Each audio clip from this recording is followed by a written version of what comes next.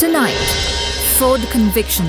Vietnamese real estate tycoon on death row for $12 billion fraud loses appeal in Vietnam court.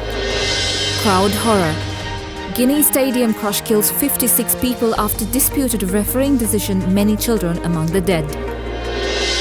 On brink of collapse. Months of political instability loom as French government nears end with Premier Barnier facing vote of no confidence. And historic homecoming. Singers with Notre Dame de Paris Choir School are preparing to perform for the reopening of the iconic landmark to the public. All that and more as World News Tonight starts right now.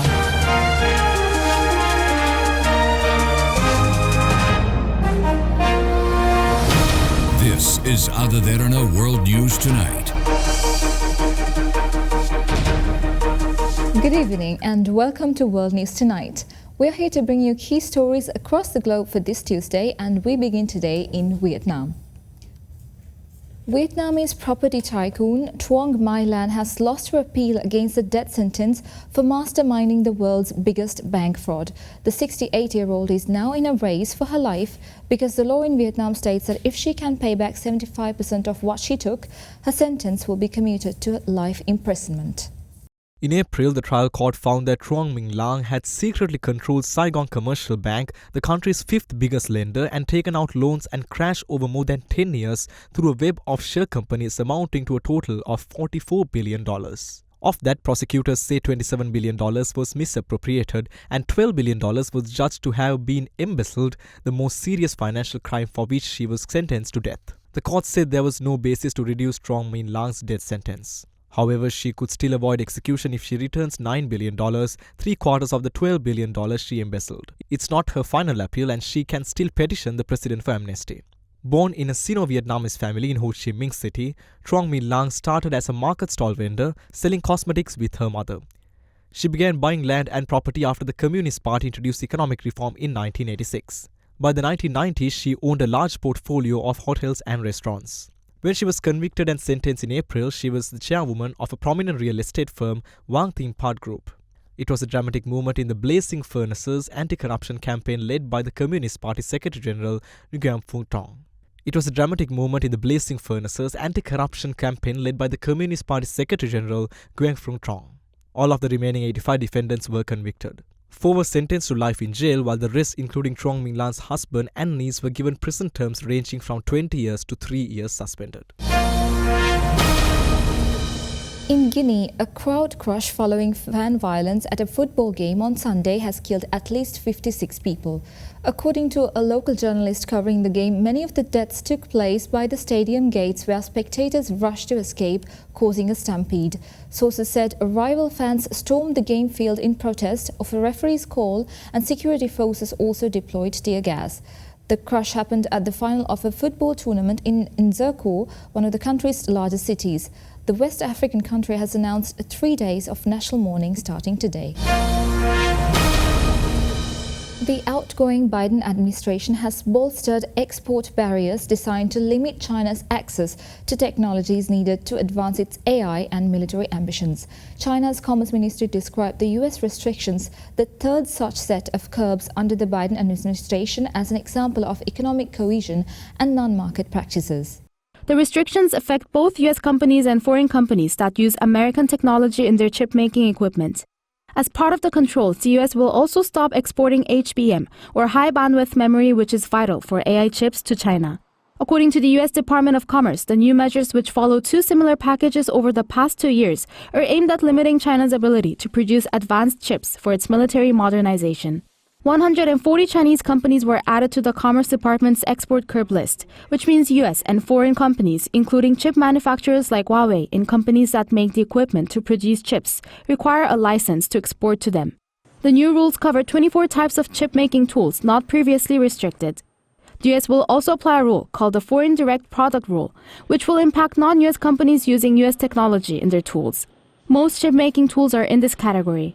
Washington has reportedly exempted Japan and some European allies, including the Netherlands, after they agreed to set their own export restrictions. The move could negatively affect South Korean companies like SK Hynix and Samsung Electronics, which control over 90% of the global HBM market. Samsung, in particular, may be impacted as a large portion of its HBM sales, around 30%, go to China, including through Hong Kong.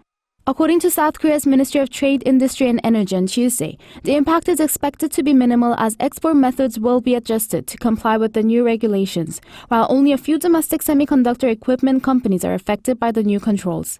On the same day, Chinese Foreign Ministry spokesman Lin Jian criticized the U.S. restrictions, saying they are disruptive to international trade and supply chains. He said that China would take action to protect its companies' rights. China's Commerce Ministry also condemned the U.S. curbs, calling them a form of economic coercion and unfair practices. This comes shortly before Republican President-elect Donald Trump takes office, and he is expected to continue many of Biden's tough measures against China. British Prime Minister Keir Starmer said stepping up support for Ukraine was essential to put the country in the strongest position for peace talks, as he conceded in the clearest terms there could be a negotiated end to the war. Starmer said in a speech in London's historic financial district that the further Russian troops advance, the closer the threats become, the more land they control, the more they control grain prices and energy sources, and the more confident Putin becomes. So they must continue to back Ukraine and do what it takes to support their self-defense for as long as it takes to put Ukraine in the strongest possible position for negotiations so that they can secure a just and lasting peace on the terms that guarantees their security, independence and the right to choose their future. Starmer stressed the importance of continued Western support to Ukraine and warned a Russian victory in Ukraine would threaten Europe's security, stability and prosperity, particularly because it could embolden Russia's allies. Starmer's comments come at a crucial moment in the war with Russia advancing at its fastest rate since 2022, and US President-elect Donald Trump, who is deeply skeptical of US support for Ukraine, promising to end the war quickly after he is inaugurated in the 20th of January next year. Britain has been one of Ukraine's most vocal supporters since the start of the invasion by Russia in 2022 and was the first country to supply more sophisticated weapons to Ukraine, including battle tanks and long-range cruise missiles. This was the clearest language Starmer, who has elected Prime Minister in July, has used about the war with Russia ending in a negotiated settlement. A short commercial break now, more world news on the other side.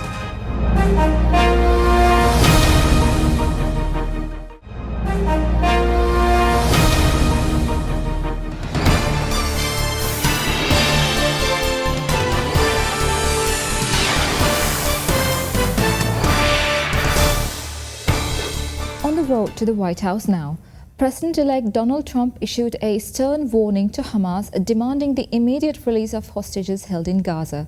Donald Trump's social media post came hours after the IDF confirmed that missing US-Israeli soldier Omar Noitra was killed in Hamas's October 7th attack on Israel. President-elect Trump with a blunt new warning to Hamas, demanding they free the hostages before he takes office in January, or there will be, quote, all hell to pay in the Middle East. Trump calling the kidnappings atrocities against humanity. And it comes hours after the IDF notified Omar Neutra's family that the Long Island, New York native had been killed in this attack on the tank he commanded, one of the first images streamed by Hamas on October 7th. The high school basketball captain's body dragged into Gaza 14 months ago. Only 3 of the 7 kidnapped Americans still held by Hamas remain alive.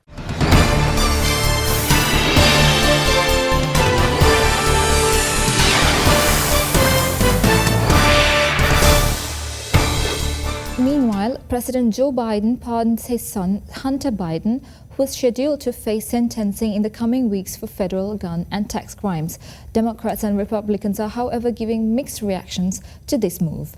The fallout from President Biden's stunning reversal, issuing a full and unconditional pardon of his son Hunter, something for months the president insisted he would not do, emphatic when David pressed him in June. But now, just weeks before President-elect Donald Trump is set to return to the White House, the president saying Hunter was selectively and unfairly prosecuted. The Biden family, we've learned, discussed the possibility of a pardon while spending the Thanksgiving holiday together in Nantucket. The president reaching his final decision Sunday, making it official just hours later. Writing in a statement, it is clear that Hunter was treated differently. No reasonable person who looks at the facts of Hunter's cases can reach any other conclusion than Hunter was singled out only because he is my son. And that is wrong. Adding there is no reason to believe it will stop here. Enough is enough. Jill Biden, who was often seen in the courtroom supporting her son, today backing her husband. Hunter Biden was convicted in June on federal charges for lying on a gun form, and in September he pleaded guilty in a last-minute deal to 9 tax-related charges, accused of avoiding paying $1.4 million in taxes while living lavishly, taxes he had since paid back. He was scheduled to be sentenced later this month in each case, potentially facing more than a decade in prison. But now he's received a sweeping pardon, covering not just those charges, but any uncharged crimes between 2014 and 2024. For months, the president tried to avoid any appearance of interfering with his son's cases, but now saying, here's the truth. I believe in the justice system, but as I have wrestled with this, I also believe raw politics has infected this process, and it led to a miscarriage of justice. Adding, I hope Americans will understand why a father and a president would come to this decision. Trump has vowed retribution against his political opponents and for years attacked Hunter and the Biden family. His team tonight saying President Biden's decision bolsters their case that the Justice Department has been weaponized. Trump posting that the pardon was an abuse and miscarriage of justice. And it's not just Republicans on the Hill tonight, some Democrats questioning the president's move to pardon his own son. Well, reports of Israel-Hezbollah ceasefire agreement violations continue to be reported as 2 people were killed in an Israeli airstrike in southern Lebanon. Despite this, Washington says the ceasefire agreement has been successful. On the 6th day of the 60-day ceasefire agreement between Israel and Hezbollah, 2 people were killed in an Israeli airstrike in southern Lebanon on Monday. According to the Lebanese Health Ministry, 1 person was killed in an Israeli airstrike some 10 kilometers from the Israeli border. It added that the other fatality was a soldier on duty 12 kilometers from the border who was killed in an Israeli drone attack. Nabi Berri, the Speaker of the Lebanese Parliament who mediated the ceasefire on behalf of Hezbollah, issued a statement condemning the attack as a clear violation of the terms of the ceasefire agreement. However, the Israeli military also claimed that it had carried out several airstrikes in Lebanon over the past few days in response to what they say were Hezbollah's violations of the ceasefire agreement. With both sides accusing each other of violations, Hezbollah fired 2 projectiles toward Israeli-occupied territory, marking its first attack since the ceasefire went into effect. Reports say that both the U.S. and French governments have issued warnings to Israel, saying they believe the Israeli military has violated the ceasefire agreement. UNIFIL, the UN peacekeeping force in Lebanon, also said that Israel breached the ceasefire agreement approximately 100 times since last week. Despite this, the U.S. State Department spokesperson Matthew Miller says the ceasefire agreement has been successful. Saying any ceasefire agreement would see some violations, Miller said Washington and Paris have set up a mechanism to look into reports of violations, adding it will engage with the Israeli and Lebanese military. The United Nations reports that at least 44 civilians have died and nearly 50,000 have been displaced since the civil war intensified in northwestern Syria last month. According to a situation report released by the UN Office for the Coordination of Humanitarian Affairs, continuous airstrikes and shelling have been reported in Idlib and Aleppo regions. It added that another 162 people have been injured. Among the dead were 12 children and 7 women. The report raised concerns that the number of refugees has been rising at an alarming pace, jumping more than 14,000 last week to more than 48,500. French Prime Minister Michel Barnier is facing a vote of no confidence from both left and right-wing parties after the French government used a constitutional power to bypass parliamentary approval for its controversial budget. The French minority government's Prime Minister invoked Article 49.3 of the country's constitution on Monday to push his budget through without a vote in Parliament. Now, furious opposition parties responded, saying they would oust the new PM in a vote that could take place as soon as Wednesday. Left-wing MP Alexis Corbière said Monday that that's it for Barnier, he's out of here, while National Rally Party leader Marine Le Pen said she could bring down the government if the country's budget bill stays as it is. Barnier is almost certain to lose in a vote of no confidence, which would make him the shortest-serving Prime Minister since 1958. Now, the budget bill for the coming year must be passed by December 21st. 77-year-old British singer Elton John said yesterday that he was unable to watch the theatrical piece he wrote the score for as he has lost his eyesight. Said on Monday that he was unable to watch the theatrical piece he wrote the score for as he has lost his sight. Speaking on the red carpet for the launch of the musical The Devil Wears Prada, he said that it's hard for me to see, but I love to hear it and it sounded good tonight. Elton John previously said in a November interview that he had lost his vision in his right eye while on vacation in July.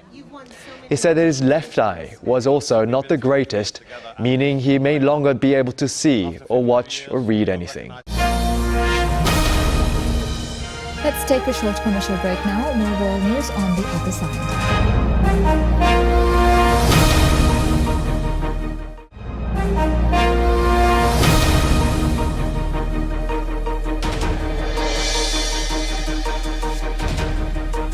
Welcome back.